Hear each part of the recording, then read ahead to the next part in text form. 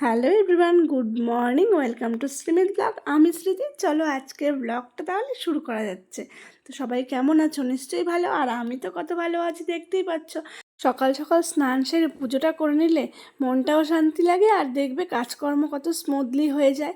কিন্তু মাঝে মাঝে এক একদিন তো হয়েই যায় দেরি, সেটা তো সবারই। এক রুটিন তো আর রোজ করা যায় না, তাই না?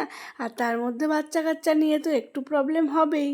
রুটিন সেট করে রাখলেও কিন্তু রুটিনের একটু গোলমেলে হয়েই যায়, কারণ বাচ্চার ওপর নির্ভর করে মাদের রুটিন, তাই না? তো এই যে সকালবেলা আমার সোনামণি ঘুম থেকে উঠে গেছে, আর এই যে কদিন থেকে কি হয়েছে সব কিছুতেই না না না, কোনো কিছুতেই হ্যাঁ না, সব কিছুতেই বিরক্ত হচ্ছে। ওর চুলে টুলে তো হাত দিতেই দেবে না, খাবার খাবে না। তো ওর পেছনে কিন্তু সময়টা আমার বেশি লাগছে। তো সেই জন্য আরও সকাল সকাল উঠতে চেষ্টা করছি। রাইকে দুধ দুধ খাইয়ে ফ্রেশ করিয়ে এখন নিজে বসে গেছে একটু চা খেতে। আর এই দেখো ফোনটাকে উল্টে পাল্টে কি করলো তাহলে। চলো তাহলে রান্নাবান্নার পর্ব কিন্তু শুরু করা যাক। তো এই দেখো আমাদের কি সুন্দর বেগুন গাছে দু চারটে বেগুন ধরেছে। গাছের বেগুন তুলতে আমার ভীষণ ভালো লাগে। বেগুন মানে কি, যে কোনো সবজি ফুল গাছ থেকে তুলতে আমার খুব ভালো লাগে। তো বাড়িতে যদি এক দুটো হয় না, সেটা কিন্তু মানে খেতেও খুব ভালো লাগে, আর দেখতে তো আরও ভালো লাগে, তাই না? তো চলো এই বেগুনটা দিয়ে আজকে তরকারি রান্না করব। তো সকালের টিফিনটা মামুনি করছে, যেহেতু পুজো দেওয়া হয়ে গেছে, নাহলে কিন্তু মামুনি পুজো দেয় আর আমি রান্নাবান্না করি। আমি রান্নাবান্না এখনও করব। সকালেরটা মামুনি করলে কি হয়, আমি তাহলে গুছগাছগুলো একটু করে নিতে পারি। আমার তো ঘুম থেকে উঠে বিছানা গোছানোর সময় থাকে না। আর এই যে মেয়েকে দিয়েছি এখন রং পেন্সিল, এখন কদিন থেকে রং পেন্সিলের খুব ঝোঁক উঠেছে, এগুলো নিয়ে খেলবে। মানে তাও ভালো, কিন্তু আবার মাঝে মাঝে দাগা বিছানায় নিচে দাগাদাগি করে ফেলছে। আমি বলছি বাহ, এই তো শুরু হয়ে গেল দুষ্টুমি। আর কি, আর রায়কে আজকে রুটি দেবো, রুটির সঙ্গে আম দেবো, কলা দেবো। কিছুদিন তো রুটি খাইনি, তো এখন আবার রুটিটা কিন্তু শুরু করেছি, কারণ আমের সিজন তো এই জাস্ট শেষ হয়ে যাবে। সেই জন্য ভাবলাম আম কলাটা এখন কয়েকদিন খেয়ে নিক, তারপর আবার নতুন কিছু। আমি যেটা দিই 4-5 দিন একই রকম দিই, তারপর আবার ওর যখন খেতে ওটা ভালো লাগে না, নতুন আবার কিছু ট্রাই করি। এরকম করেই কিন্তু আমি রায়কে খাবার খাওয়াই। আর এই যে স্মুথ একটা পেস্ট করে নিয়েছি, দেখি এখন কতক্ষণে খাওয়াতে পারি। ম্যাডাম তো এই দেখো আঁকিঝুঁকি বললাম না, শুরু হয়ে গেছে, যেখানে সেখানে এখন শুধু দাগাদাগি করছে। দেওয়ালে টেওয়ালে আর্ট না থাকলে বোঝা যাবে বাচ্চা বাড়িতে আছে, তাই না? তো করুক। কিন্তু এই দেখো কতটা বার আমি খাবারটা অফার করছি, ও আমাকে মানা করছে মানা করছে, কিন্তু আমি হাল ছেড়ে দিই না। যতক্ষণ আমি মানে না নেবে আমি ভুলিয়ে ভালিয়ে চেষ্টা করতেই থাকি। আর সবথেকে আমার একটা টেকনিক আমি যেটা ইউজ করি, নতুন নতুন কিছু একটা ওকে জিনিস দিই যেটার মধ্যে ও একদম ডুবে থাকবে, তারপর ওকে আমি খাওয়াই। খাবার কথা যদি আমি বলি খাও খাও খেয়ে নাও, বা বাচ্চারা হয়তো খাবার খেয়ে নাও বললে খাবে না আমার মনে হয়, অন্য একটা কিছুতে মাইন্ডটা ডাইভার্ট করতে হবে, তাহলেই কিন্তু খাবে। আবার 3-4 দিন একই জিনিস হলে হবে না, নতুন নতুন জিনিসের প্রতি ওকে মানে আকৃষ্ট করতে হবে, যেন ওই জিনিসটার প্রতি ভালো নজর থাকে আর খাবার প্রতি অতটা নজর থাকে না। এই রকম রাই খায়, অন্য বাচ্চারা কেমন আমি জানি না, সবার ক্ষেত্রে নাই হতে পারে একই। তো রাইকে আমি এইভাবেই করি। তাও দেখো কতটা ঝামেলা করছে খাবার নিয়ে, কদিন থেকে খুব বেশি ঝামেলা করছে, আমার খাওয়াতে খুব প্রবলেম হচ্ছে। যাকগে, তো অনেক দেরি হয়ে গেল, রান্নাবান্না বসিয়ে দিয়েছি। একটা তরকারি তো করছি মানে রায়ের জন্য স্পেশালি, আর সবাই খাবে।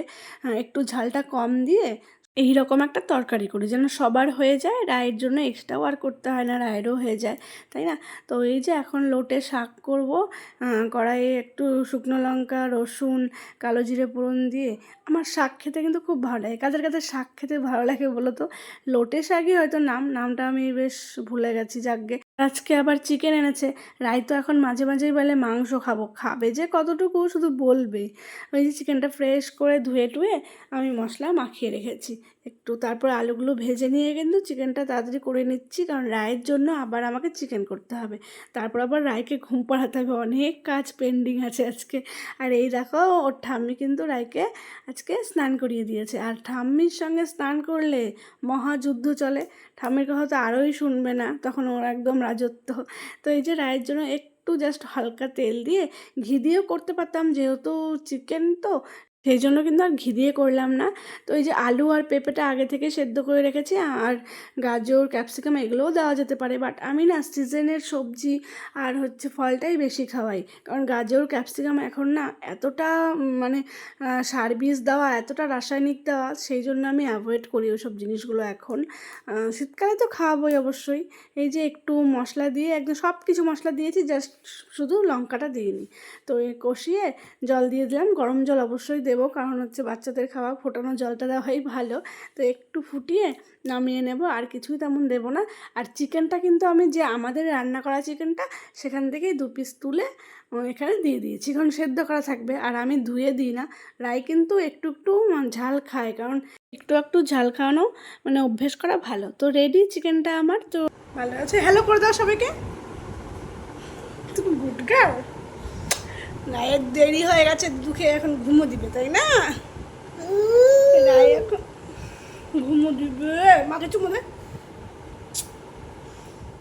তো এই তো অনেক কষ্টে ঘুমোলো, মানে সত্যি ঘুমোলে কত শান্ত পরিবেশ লাগে, আর না হলে সব সময় ছোটাছুটি। তাও মাঝে মাঝে বকাঝকা করি, নিজেরই খারাপ লাগে যে কেন যে বকলাম। যাকে অনেকক্ষণ ঘুমিয়েছে, এখন খেতে তো হবে। আমিও কিন্তু রায়ের পাশে ঘুমিয়ে পড়েছিলাম। তো এই যে চিকেন আর ভাত নিয়ে দেখলাম, মানে ভুলিয়ে ভালিয়ে অনেক খাওয়াতে পারলাম। পারলাম বলতে কি, গান চালিয়েছি, তারপর খেলো, কিছুতেই খাচ্ছিল না। চিকেনের শুধু মেটেটা নিচ্ছিল, আর চিকেনগুলো থুতু করে ফেলে দিচ্ছিল। তারপর ওর বাবাকে বললাম যে একটু গানটা চালাও, তারপর খেলো দেখলাম।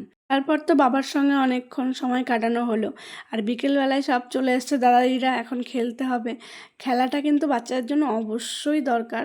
বাচ্চার কিন্তু সোশ্যালাইজেশনের জন্য, গ্রোথের জন্য খেলা অবশ্যই দরকার। যেদিন ধরো রায়ের খেলার সাথে থাকে না, সেদিন কিন্তু আমি বিকেলে রায়কে নিয়ে বের হই।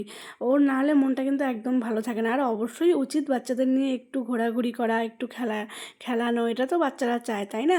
তো সন্ধে হয়ে গেল, তো রায়ের জন্য আমি ভুলেই গেছি যে বেদানাগুলো ছাড়িয়ে রেখেছি, এটা তো দিতে হবে। কয়েকদিন থেকে শরীরটা ভালো না বলে আমি ফ্রুট জুসটা কিন্তু একদম সকাল বিকাল দেওয়ার চেষ্টা করছি।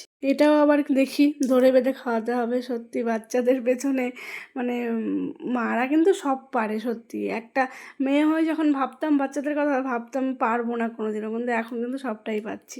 তো সন্ধ্যাবেলায় চা না খেলে ভালো লাগে না, একটা ব্যাড হ্যাবিট হয়ে গেছে। দুধ চা আবার খেতে হবে, যাকে একটু খেয়ে নিলাম। তারপর রায়কে কিন্তু একটু সুজি করে খাইয়েছি, অনেক দিন সুজি খাওয়াইনি, তাই ভাবলাম একটু সুজি আজকে খাইয়ে দিই। তো সুজি খাইয়ে দিয়ে আজকে আর রান্নাবান্নার ঝামেলায় আমি যাইনি, মামনিকে বললাম তুমি করো, ও ঘ্যান ঘ্যান করছিল, তো সেই জন্য আমি ওপরে একটু ওর সঙ্গে খেলা করতে এলাম।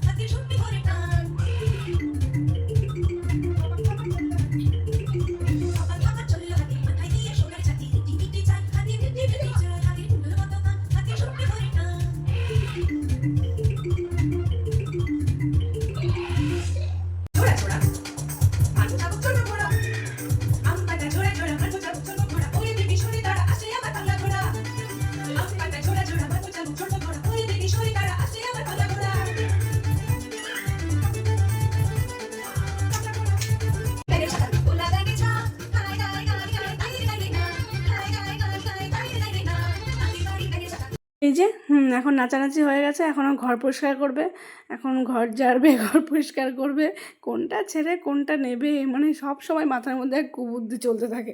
একটু ভালো থাকবে, তারপরে দুষ্টামি শুরু হয়ে যাবে। আর এই যে রাত্রেবেলা রোজ রুটিন ভিডিও কল করা, এটা তো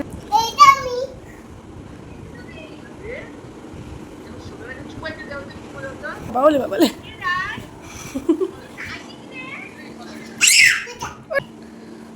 বলে বলে বাবালে বলে বাবালে। ওরে বাবা, হয়েছে হয়েছে, ও তো আদর ভালোবাসাও মামা। মামার বাড়ি দূরে, তো সেই জন্য খুব ওদেরও মানে মাদেরও খুব খারাপ লাগে, আমারও তো খারাপ লাগবে। আর রায়ও কিন্তু মামা মিমি দাদুদেরকে খুব মিস করে, দিদুনিকে তো খুবই। তো কী করা যাবে, দূরে যেহেতু অনেক দিন পর পর দেখা হয়, ভিডিও কলই যা, সেই জন্য রোজ এই সময়টা কিন্তু ভিডিও কল হয়। তো আজকের কেমন লাগলো ভিডিওটা অবশ্যই কমেন্টস করে বলো। যদি কিছু ভালো থাকে অবশ্যই একটি লাইক করো আর চ্যানেলটি সাবস্ক্রাইব করতে একদম ভুলো না। টাটা সবাইকে, দেখা হচ্ছে next good night, tata, bye bye, আবার দেখা হবে কালকে। হ্যাঁ, সবাই ভালো থেকো, বলো সবাই ভালো থেকো।